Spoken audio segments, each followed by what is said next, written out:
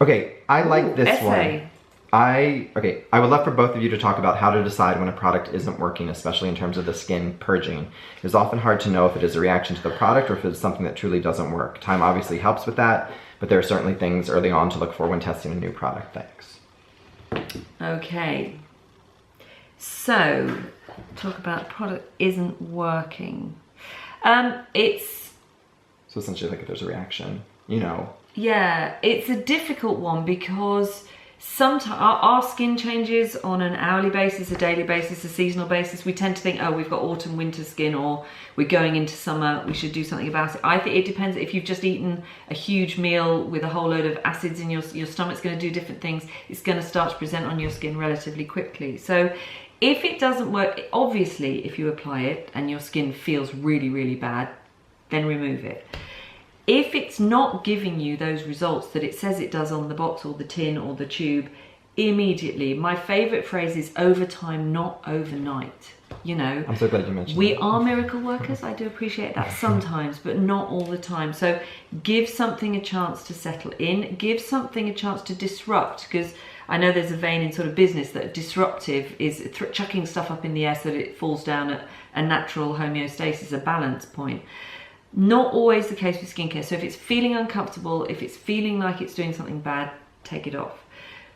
Otherwise, then I would say use small amounts and only change one thing, and use small amounts over a period of time and see how that sits. And if it sits fine, then add some more.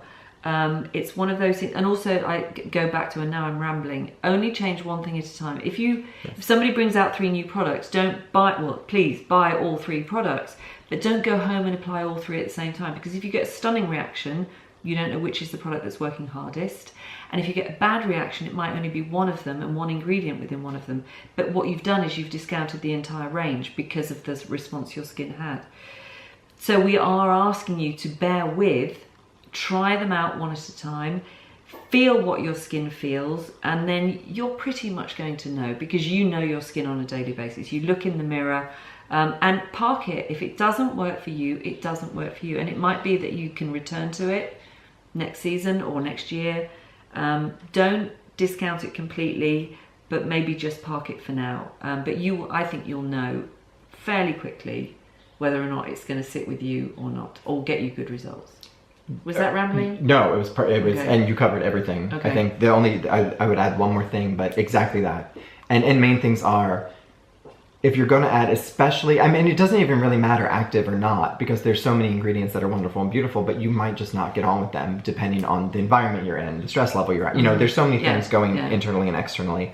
So be patient, one at a time. But one thing is, you know, if you're using, I don't really believe in, and there's a video coming out with me and Narita Joy talking about skin purging, and there is sort of 3 main things that happen with the purging process. If you're new to acids, if you're new to retinols, and massage. And the skin, obviously, it can help to sort of get things moving in the skin, which helps it to come out, which we do want it to do that.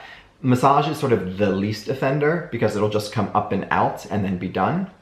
But, you know, daily use of an acid or a retinol or every other day, if there is stuff that's sort of like hiding down under, it's finally going to come to the surface just because you're removing all that excess dead cell. However, that process should not go on for more than, depending on how often you're using it, for more than 2 to 3 weeks. And even then, that's a stretch. And also, reaction versus purging, if there is ruddiness and almost like an inflamed mark with the purging, you're probably reacting to it more than purging from it. That ruddiness is an inflammatory response and not really something that's going to come just from a natural purge of the skin. So that would be, and of course, with all of that being said, nothing's a perfect science, and things are constantly changing, and we can't speak to people, you know, how hard or soft your water is, what your diet is, what your stress level is, what the environment is. Have you been traveling? Have you, you know, did you forget to remove your makeup one night? Did you wear too much makeup? Did you also add a new makeup product in? Did you spray a perfume somewhere that's also you know, the list goes on and on, but those are the main stages. And what we do forget also is that the body is spending all day, every day, trying to maintain balance. And as human doings, we spend all day, every day, giving it stuff that it doesn't recognize, applying too much of one thing, not enough of another. and not giving the body a chance to sort of work out, okay, I like that one, not so much that one, because we put it all on together and it doesn't have time to work out what's working. So take a bit more time, apply a little less, and be very aware of what's happening. Exactly.